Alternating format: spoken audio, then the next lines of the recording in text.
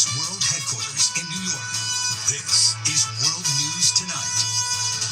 Good evening. Thanks for joining us on this Saturday. I'm Mary Bruce, in for Whit Johnson. There are several developing stories as we come on the air tonight, but we begin with the desperate search for survivors after that 7.7 earthquake in Southeast Asia. The death toll now soaring above 1,600, with more than 3,000 injured in Myanmar. The dramatic rescue of this woman shown on Myanmar's military state-run media. And these images of survivors using their bare hands to free those trapped underneath mounds of debris. One hospital forced to treat dozens of patients outside because the building is so severely damaged, and anxious families awaiting news about their missing loved ones on the site of a collapsed building in Bangkok.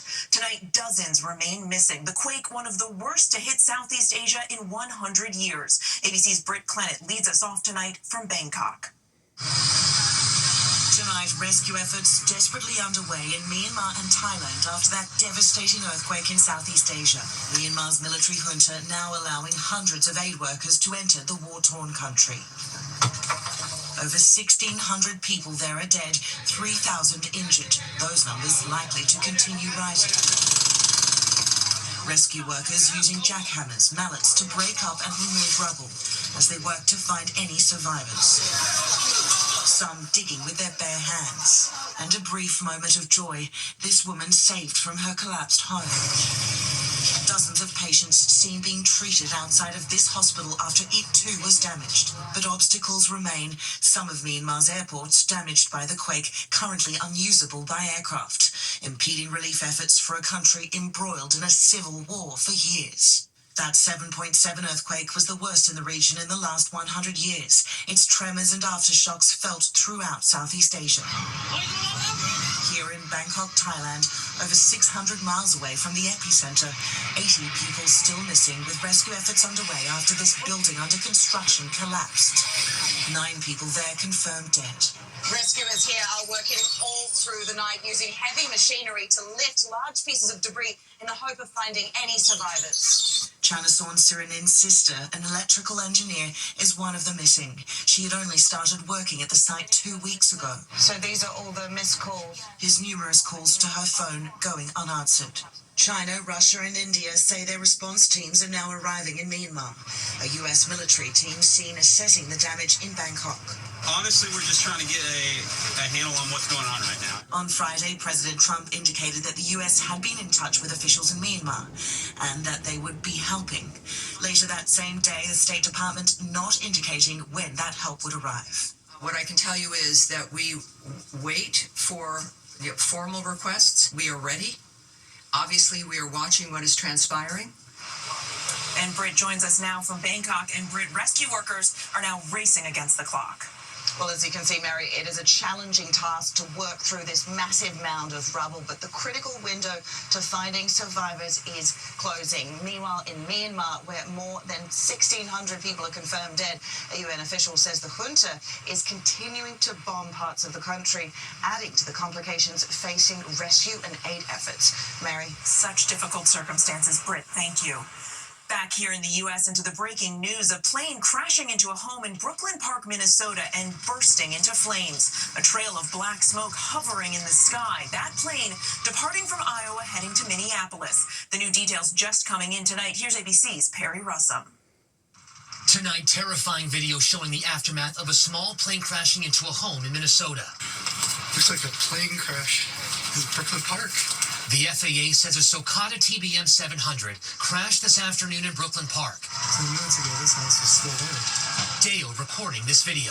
It was insane how bad that burning was. Firefighters racing to the scene, the house consumed by flames, with black smoke rising into the sky.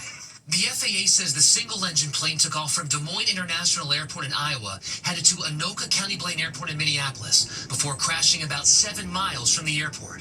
It's the latest small or mid-sized plane crash in the U.S. so far this year. Earlier this month in Lancaster, Pennsylvania, a plane crashing near the airport there, injuring 5 people on board. Back in Minnesota, it's not clear at the moment how many people were on the plane or if anyone was inside the home. That could have been me. That could have been the house I was in. Mary, both the FAA and NTSB are investigating. Even with the recent crashes we are seeing, experts still say flying is the safest way to travel in the U.S. Mary? Perry Russum with the late-breaking details. Turning now to global protests targeting Tesla. Demonstrators gathering around the world and from coast to coast in the U.S. for so-called Tesla takedowns, outraged by Elon Musk and Doge's massive cuts to the federal workforce. It comes as the electric car maker is facing acts of vandalism and other crimes. Here's ABC's Morgan Norwood.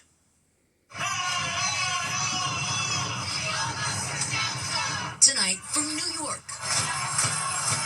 to Washington, to Los Angeles, to San Francisco, and even abroad, Tesla Takedown, a global day of peaceful action demanding an end to Elon Musk's influence over Doge, the Department of Government Efficiency, and its sweeping federal cuts. We're going to put pressure on the administration, but also on Congress to stand up to Organizers claim Musk's Tesla fortune helped him secure a role in the Trump administration, overseeing Doge and slashing government funding. We don't think that Elon Musk, the richest man in the world, should be in charge of doing things like that. Protesters are urging boycotts, calling on Tesla owners to sell their EVs and dump their stocks.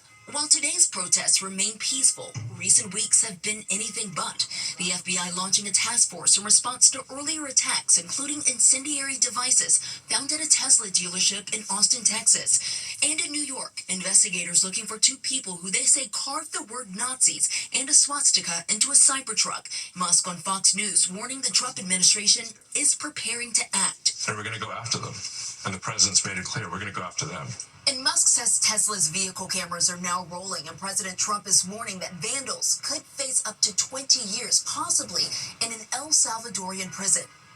Mary? The president promising those harsh consequences. Morgan, thank you.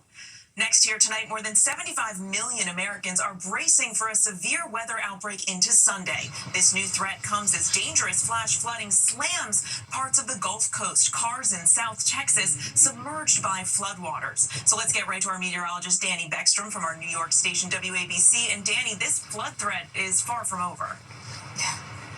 Yeah, relentless, heavy rain, Mary, along the Gulf Coast, and the threat not over yet, with a flood watch from southeast Louisiana into Gulfport, Mississippi, continuing tonight. Then a separate system brings a severe threat starting tonight in the southern plains before shifting to the south and Midwest tomorrow, becoming more significant and more widespread. We're tracking multiple rounds of strong to severe storms Sunday in cities like Memphis, Louisville, and Indianapolis, with the second half of the day bringing serious concern for damaging wind, hail, and strong tornadoes. By Monday, this system impacts the southeast up the I-95 corridor. Severe storms are possible, but the rain itself is a relief, considering the dry, warm, and very windy start to the weekend, elevating fire danger. Mary? The weather whiplash continues, Danny. Thank you. Those conditions, as you mentioned, are fueling a raging wildfire in South Carolina. The so-called Table Rock fire is at zero containment, scorching more than 10,000 acres and crossing into North Carolina. The flames may have been caused by negligent hikers. ABC's Faith Abube is back on the scene again tonight. Tonight, firefighters in South Carolina racing to get the upper hand against the raging Table Rock fire, still 0% contained. It has crossed the line into North Carolina. The blaze, fueled by dry and gusty winds, exploding to over 10,900 acres in the last week. Nearly 1,400 homes under evacuation orders. Crews carrying out the largest airdrops in state history. In this area, the fire ran up the ravine, jumped across this road, and burned several more acres. Fire officials suspect this fire was sparked by negligent hikers. What penalties are they facing? They could be charged with starting the fire. They could be charged with allowing fire to spread to others' land. Firefighters are hoping to get a break with the storm moving in tomorrow. And officials say unless it's a significant storm, tomorrow's forecasted rain won't put out the fires, but it'll be a good step in the right direction. Mary? The weather hopefully bringing a bit of relief, Faith. Thank you. We turn now to the resignation of the nation's top vaccine official, Peter Marks, penning a scathing letter with sharp words for Health and Human Services Secretary Robert F. Kennedy Jr., a longtime vaccine skeptic. All this coming as the country faces a measles outbreak in 20 states. ABC's Jay O'Brien reporting from the White House tonight. Tonight, the sudden resignation of the Food and Drug Administration's top vaccine official sending shockwaves through the Department of Health and Human Services, now run by longtime vaccine skeptic Secretary Robert F. Kennedy Jr. Dr. Peter Marks, who worked at the FDA for more than a decade and played a critical role in the development of vaccines to combat COVID-19 during the first Trump administration, penning this scathing resignation letter obtained by ABC News, writing, "It has become clear that truth and transparency are not desired by the secretary, but rather he wishes subservient confirmation of his misinformation and lies." In his contentious confirmation battle, Kennedy offering these reassurances to senators on the fence. News reports have claimed that I'm anti-vaccine or anti-industry. I am neither. I am pro-safety. Now, an HHS official telling ABC News that if Marks, a longtime health official, does not want to get behind restoring science to its golden standard and promoting radical transparency, then he has no place at the FDA. And tonight, with more than 480 confirmed measles cases nationwide, mainly in unvaccinated children, Marks warning of an unprecedented assault on scientific truth. Kennedy, meanwhile, poised to make more significant cuts at HHS, with thousands of employees now bracing for layoffs. I want to promise you now that we're going to do more with less. Those additional cuts coming. And Jay, of course, you also cover Capitol Hill for us. And tonight you have reaction to Dr. Marks' resignation from a key Republican senator. That's right, Mary. Senator Bill Cassidy of Louisiana, a former physician who voted yes on Kennedy's nomination after publicly wrestling with his past vaccine comments, posted today that Marks's departure was a loss for the FDA, and he urged Kennedy to replace him with someone of, quote, similar stature who will lead without bias. Mary. Jay, thank you. Now to Vice President J.D. Vance's controversial mission to Greenland. Vance telling Greenlanders that they'd be better off and safer being part of the U.S. ABC senior national correspondent Terry Moran in Greenland tonight. And Terry, the Vice President received a chilly reception.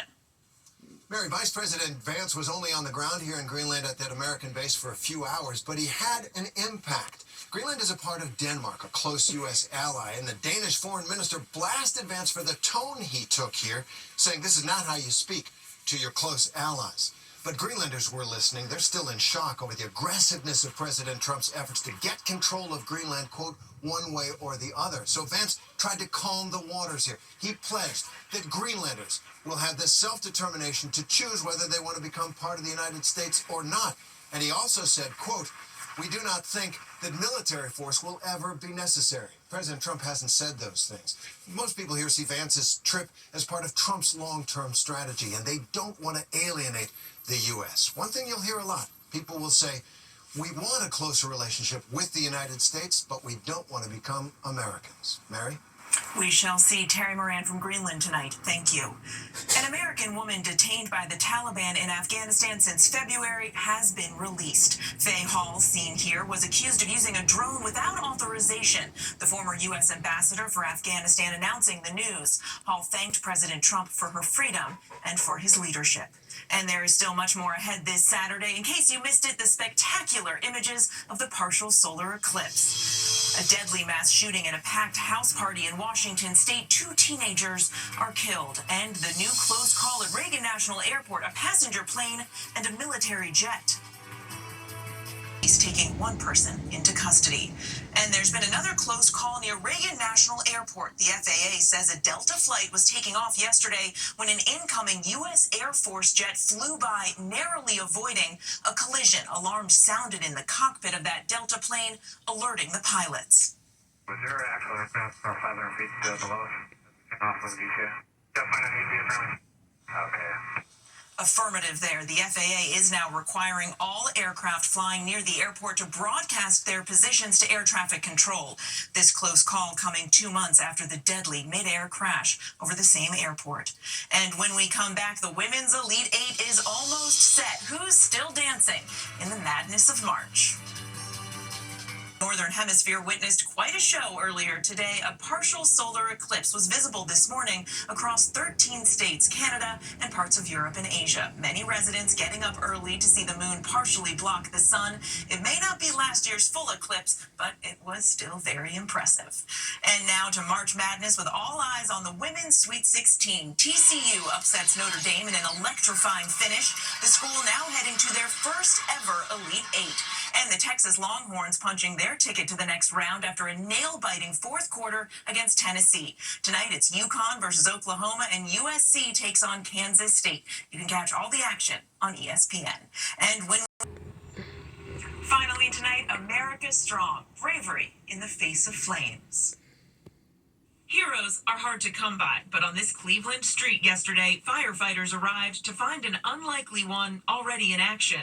16-year-old Tyler Soden was watching videos in his room when he heard a boy calling for help. I see him on the roof, and I see the house on fire. I see all smoke in the air. The house engulfed in flames. That screaming boy, his mom, and a baby huddling on the roof. The fire trucks yet to arrive. Tyler then springing into action, grabbing a 40-foot ladder from his family's garage and rushing to the scene. I feel bad for the babies. I'm not going to leave them. Tyler carrying the baby down the ladder to safety, the others following behind. For that young man to come and do what he did was outstanding. I was thinking about what could happen if I didn't help. Tyler's stepdad, Matt, overcome by Tyler's heroism. I'm so proud of this kid, man. He put their lives before his own. But Tyler says he sees nothing exceptional in what he did. Shouldn't be very surprising that someone was just nearby and ready to help. I was there at the right time, so I could be a little hero.